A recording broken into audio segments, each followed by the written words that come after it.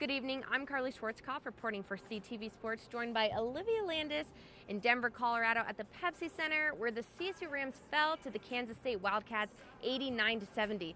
Olivia, this puts the Rams 8-3 on their season. They had a great first half, played great team ball, really struggled in the second half. You know, Colorado State did come into this game as the underdog. However, they jumped out to an early lead, didn't let up until 5 minutes remaining in that first half, and that's when Kansas State really took over. We didn't see CSU recover too much after that. Yeah, the momentum was completely gone after that 5 minutes, and someone to blame for that was Kansas State's big man, DJ Johnson, down low, huge, strong player, had a double-double, 19 points, 10 rebounds.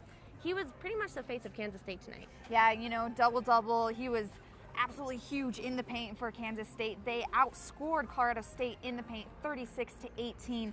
You know, that speaks volumes to their big man and the way that they were able to really get inside and feed it to those players. Colorado State, however, did have some highlights. Emmanuel Magbo, another double-double for him.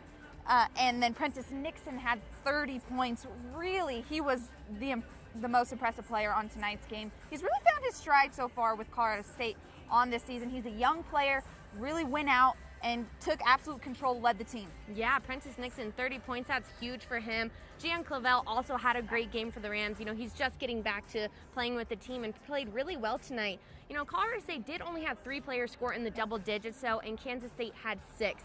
That's double. That speaks volumes to how deep Kansas State is, and where head coach Larry Eustachy claims that he can play any player on his bench. He really tried to stick with that idea tonight, which ultimately hurt Colorado State. You know, Coach Larry Eustachy all season so far has said, I have 9 players that are able to play at any point in the game.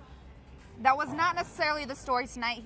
You know, he was able to put those bench players in and didn't necessarily produce. Kansas State's bench did produce more than Colorado State's. However, if you were a fan and you were watching the game, we were talking about this, it did look as though Kansas State defeated Colorado State in a lot of different areas.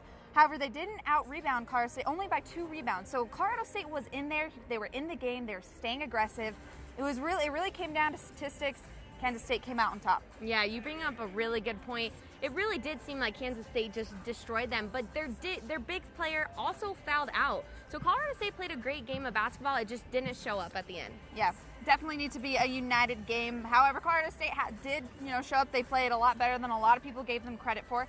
That's all the updates we have for you tonight. However, we'll have more updates on the Colorado State men's basketball team throughout the season. Just check out our YouTube page at CTV Channel 11. I'm Olivia Landis. And I'm Karlee Schwartzkopf.